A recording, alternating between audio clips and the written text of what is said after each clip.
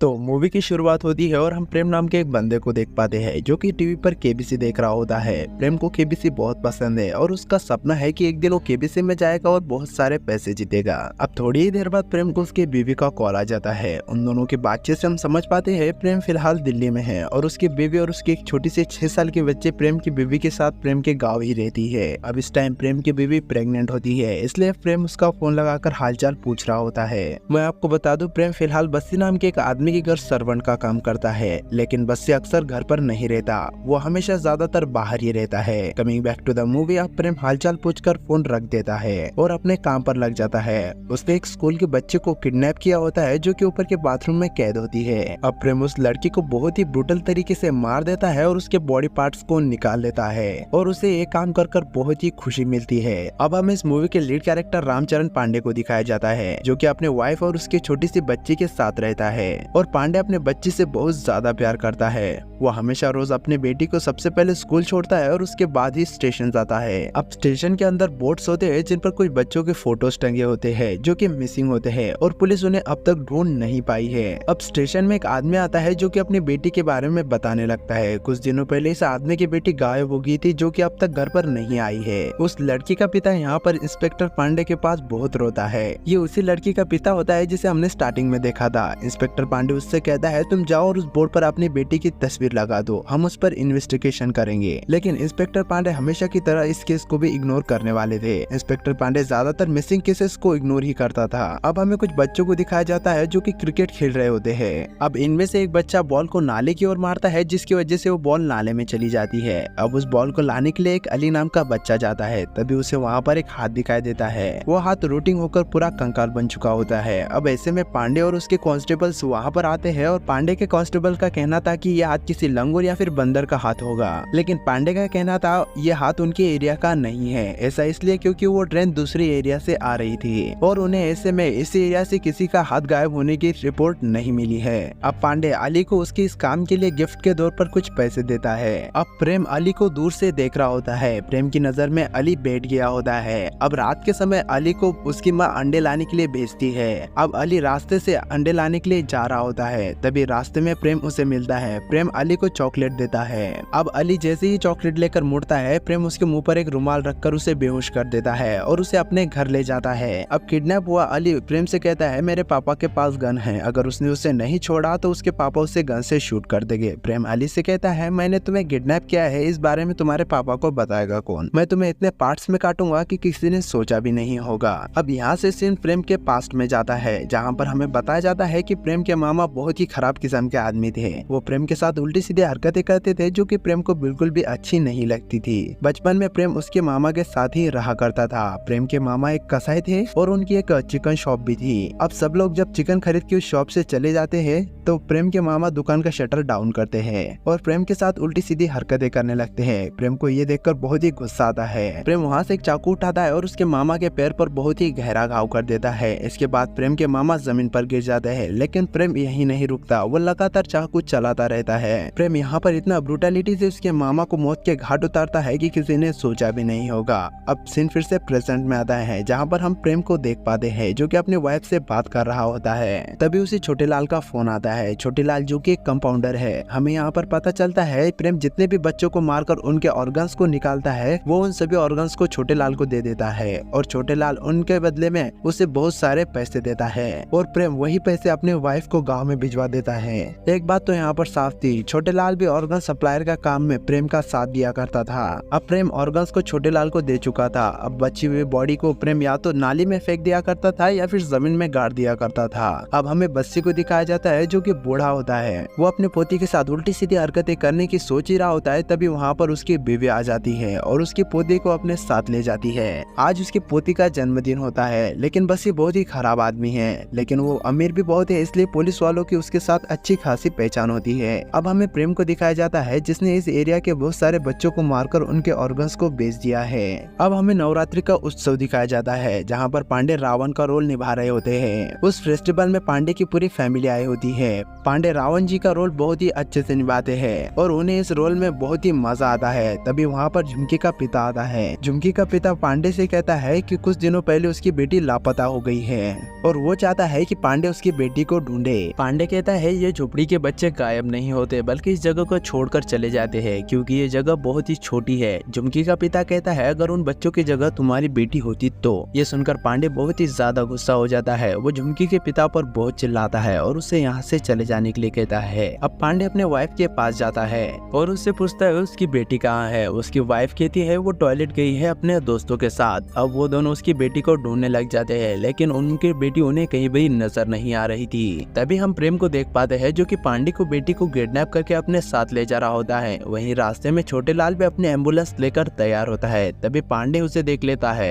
और उसे आवाज देता है। प्रेम उसकी बेटी को जमीन पर रखकर उस जगह से भागने लगता है। छोटे लाल पांडे को देख लेता है और वो बहुत ही ज्यादा घबरा जाता है। वो भी वहाँ से निकलने की सोचता है लेकिन उसके पास एम्बुलेंस भी थी इसलिए वो पांडे की मदद करने के लिए चला जाता है। पांडे अपने रावण के कॉस्ट्यूम में प्रेम का पीछा करने लगता है। पांडे ऑलमोस्ट प्रेम को पकड़ने ही वाला होता है तभी पांडे के पैर को ठोकर लगती है और वो जमीन पर गिर जाता है और प्रेम उसके हाथ से निकल जाता है। प्रेम तुरंत अपने घर जाता है। वो अलमारी से एक सदाबहार तराने नाम की कैसेट को निकालता है और अपने बीवी के पास भिजवा देता है। अब पांडे हॉस्पिटल जाता है। अस्पताल में उसकी बेटी बिल्कुल ही सेफ होती है। अस्पताल आने के बाद पांडे की बीवी उससे कहती है उस आदमी को पकड़ा या फिर नहीं, मैं उसे जिंदा नहीं छोड़ूंगी, उसने हमारी बेटी को किडनैप करने की कोशिश की है। पांडे कुछ भी नहीं कहता। पांडे की बीवी कहती है खुद के तो बच्चे संभाले ही नहीं जाते, दूसरों की क्या संभालोगे, आप एक लड़की के पिता है ना, पकड़ कर लाइए उसे। ये सुनकर पांडे को बहुत ही गिल्टी फील होने लगता है। वो सोचता है रिसेंटली जितने भी बच्चे मिसिंग हुए हैं उनमें से अगर उसकी बेटी होती तो वो क्या करता। पांडे की आंखें यहाँ पर खुल चुकी थी। वो सभी मिसिंग बच्चों को ढूंढने की ठान लेता है। वो अब सभी केसेस को सीरियस लेने लगता है। अब दूसरे दिन वो झुमकी के पिता को पुलिस स्टेशन में बुलाता है। झुमकी का पिता पांडे को उस रात की सारी बातें बताने लगता है। वो कहता है मेरी बेटी आखिरी बार बस्सी के घर के सामने देखी गई थी। अब उस समय बस्सी भी घर पर ही था इसलिए पांडे सीधे उसके पास चला जाता है जहाँ पर प्रेम सर्वेंट का काम कर रहा होता है। बस्सी कहता है जब झुमकी गायब हुई तब वो घर पर नहीं था और तुमने इस बारे में मेरे नौकर से सब कुछ पूछताछ कर ली है।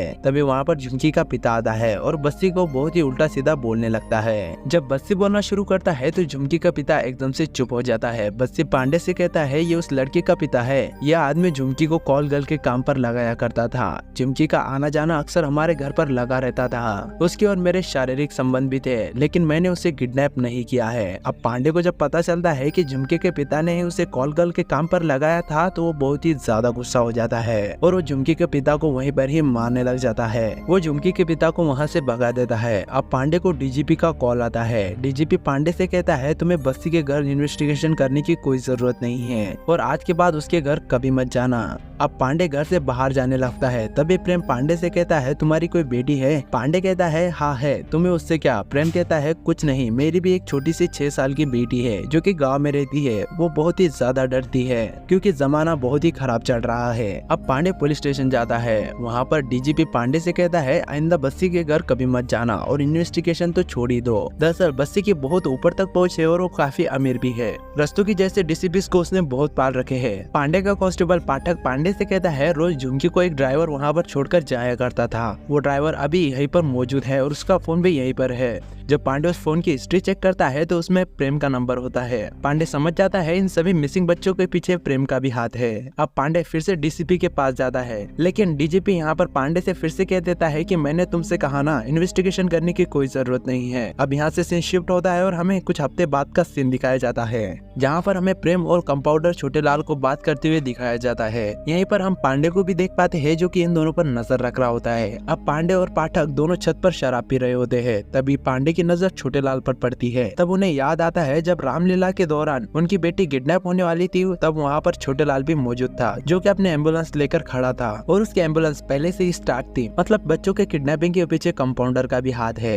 अब वो लोग छोटे लाल को चुपचाप से एक जगह से उठवा लेते हैं और एक सुनसान जगह पर ले जाकर बांध देते हैं और उससे पूछताछ शुरू करते हैं। लेकिन छोटे लाल यहाँ पर कुछ भी कहने के लिए तैयार नहीं होता। लेकिन वो लोग छोटे लाल को बहुत मारते हैं जिसके बाद छोटे लाल अपना मुंह खोलता है। छोटे लाल कहता है इन सब के पीछे उसका कोई लेना देना नहीं है, ये सब कुछ प्रेम ने किया है। अब हम भूपेंद्र नाम के एक आईपीएस को देख पाते हैं जिसे पांडे ने बुलाया था क्योंकि रस्तोगी पांडे की कोई भी बात नहीं सुन रहा था इसलिए उसे आईपीएस का सहारा लेना पड़ा। पांडे आईपीएस भूपेंद्र को सारा केस समझा देता है। अब भूपेंद्र और पांडे इस केस की इन्वेस्टिगेशन करने वाले थे लेकिन रस्तोगी फोन लगाकर बस्सी को कॉल कर सब कुछ बता देता है और रस्तोगी को ये भी पता था कि छोटे लाल अब किडनैप हो चुका है। इसके बारे में बस्सी को वो सब कुछ बता देता है। अब बस्सी हरियाणा के कुछ जाने वाले गुंडों को फोन करता है जो कि उसी के लिए काम किया करते थे। अब बस्सी उन्हें छोटे लाल के बारे में सब कुछ डिटेल्स दे देता है। भूपेंद्र और पांडे छोटे लाल के पास जाने लगते हैं, लेकिन उससे पहले वो गुंडे छोटे लाल को मारकर अपने साथ लेकर चले जाते हैं। पांडे और भूपेंद्र जब वहाँ पर आते हैं तो उन्हें वहाँ पर छोटे लाल नहीं दिखाई देता।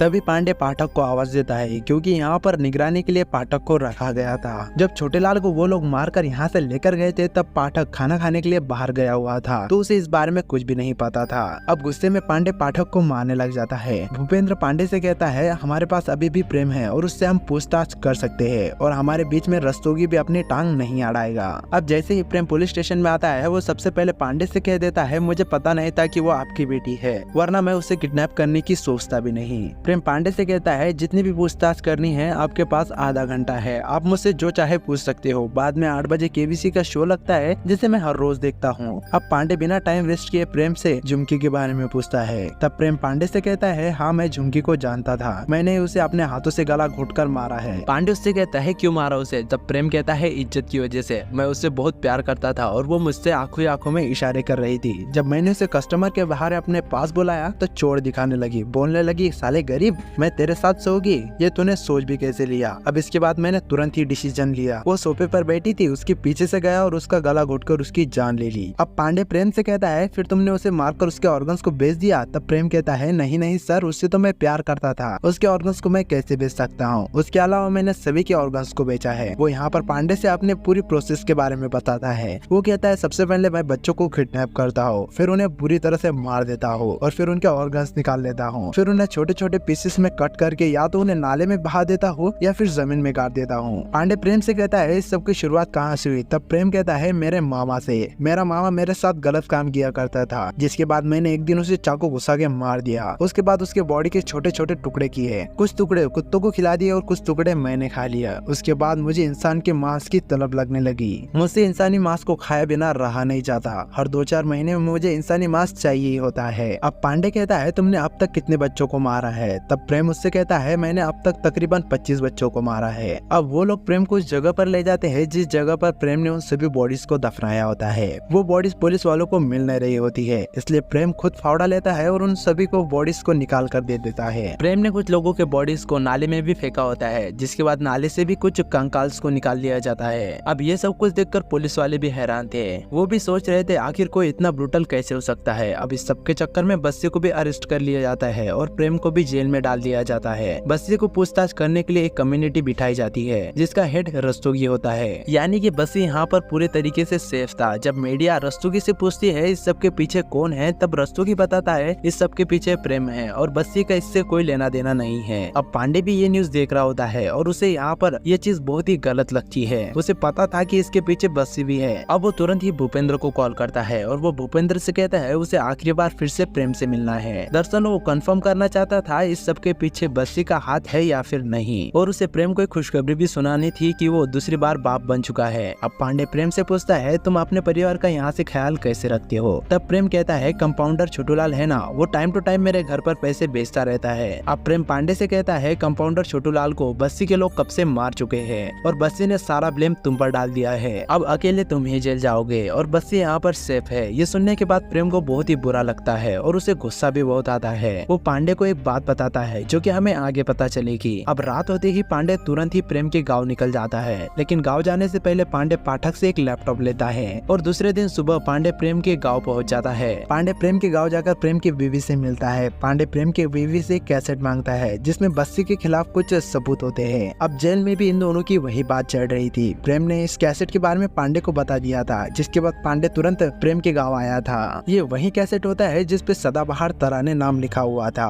अब इस कैसेट की वजह से बस्सी को भी जेल हो सकती थी। अब पांडे वो कैसेट लेकर वापस जा रहा होता है, लेकिन रास्ते में उसे कोई भी गाड़ी नहीं मिलती।